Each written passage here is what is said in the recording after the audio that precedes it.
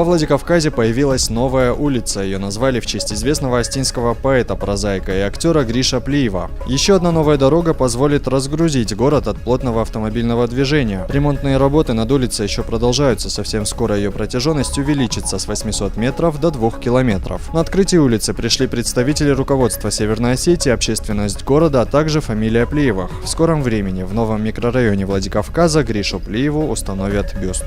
Мы, когда отмечали столетие дня рождения нашего выдающегося поэта Гриша Плиева, то там пожелание родственников, пожелание общественности было, что назвать, и было принято решение на оргкомитете назвать одну из улиц, новых улиц города Владикавказа именем Гриша Плиева. И я сегодня хочу сказать слова благодарности в адрес руководства города, что именно такую светлую и красивую новую улицу назвали в честь нашего выдающегося земляка.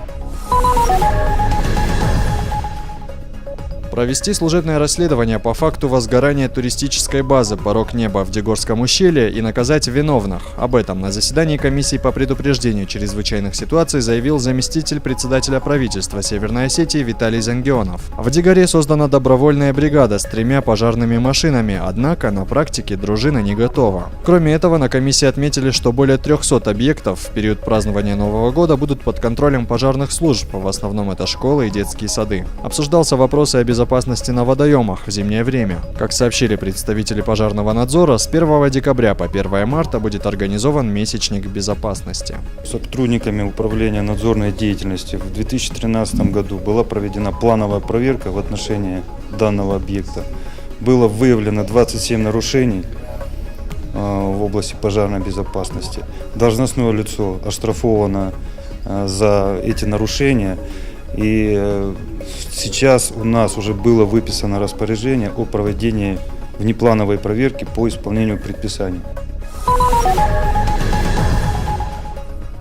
Будущий мастер бизнеса. Под таким названием открылась бизнес-школа для старшекурсников Владикавказских профтехучилищ. Обучающие курсы работают по нескольким направлениям: разработка и реализация своего бизнес-плана, взаимодействие с налоговыми службами, основы маркетинга и менеджмента. Это и многое другое расскажут будущим бизнесменам опытные тренеры. Лекции разбавлены практическими занятиями. Авторы 3 лучших проектов получат денежные сертификаты в размере 10 тысяч рублей. Средства можно потратить только на продолжение обучения. Курсы молодых предпринимателей продлятся до 11 декабря. В бизнесе очень много моментов, начиная всегда с идеи бизнеса.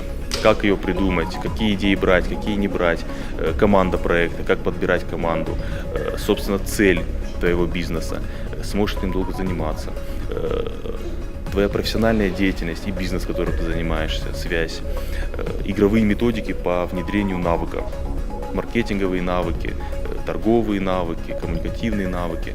Будут проведены тренинги по переговорам, по решению бизнес-кейсов. Ну и также очень важно будет момент, собственно, планирования.